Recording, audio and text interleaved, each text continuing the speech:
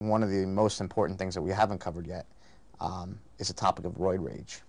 Have you defended people that have claimed roid rage, or do you ever use that defense? Or I've never had that issue arise in any case I've ever dealt with. do steroids cause roid rage? I don't think so.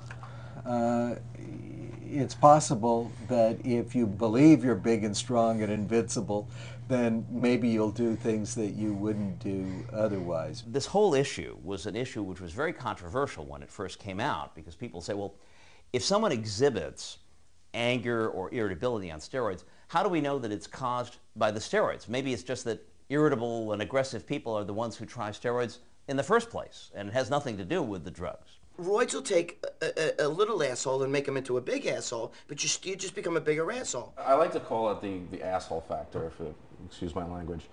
You know, I think you take certain people that, you know, if they're 150, 160 pounds, they might be an asshole, but, you know, they're generally not going to start a whole lot of trouble because they're going to get, you know, they're going to get their ass beat if they mouth off to the wrong person. But you give that person a lot of gear and they suddenly are 220 pounds, huge, you know, and they're, you know, very intimidating physically, you know, then they are more free to act on it. I would imagine that if somebody's kind of a jerk to begin with, he's going to be a bigger jerk when he's 20 or 40 pounds heavier. I mean, that's, you know, goes without saying. I mean, if you're throwing your weight around at 210 pounds, you're going to throw a lot more weight around at 260 pounds. I think, you know, you get a little bit of that, yo, I'm jacked, I'm feeling big, you know, cockiness, but I don't believe in all that roid rage. It's just like drinking booze. I've seen a lot of beer rage. I've seen. I used to worked as a bouncer through college. And, So did I, yeah. yeah. So Totally. I mean, I've Beer seen rage every night. Absolutely. I mean, if I were to pick the one drug that is most responsible for out of control, aggressive, hostile behavior, alcohol, hands down. The only way to counter those arguments is to do a so-called double-blind study where people are getting injections and neither the investigator nor the study subject knows whether they're getting the genuine steroid or whether they're getting a fake placebo. Just to give you a foundation here, the normal male testis manufactures between 50 and 75 milligrams of testosterone per week, okay?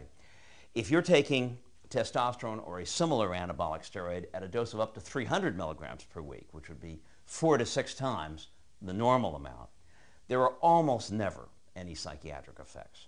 When you get up into the 300 to 1,000 range, sort of the mid-range, then you start to see a few people who develop irritability, aggressiveness, maybe an occasional episode of violence, but still, you know, a small minority. And there have been 4 such studies that have been done that have used moderately high doses in the 500 to 600 milligram a week range. And collectively, in those 4 studies, there were 5 fairly prominent cases of these changes out of about 100 people. The studies that prove there's roid rage are seriously flawed, and all of the ones that I've read and believe that I couldn't sit in any sort of, you know, clinical setting or in a court of law and say, yes, there is such a thing as roid rage. I feel much more comfortable saying no. It's been raised as a defense by some lawyers in some cases of violent crimes. Typically, it's not a successful defense.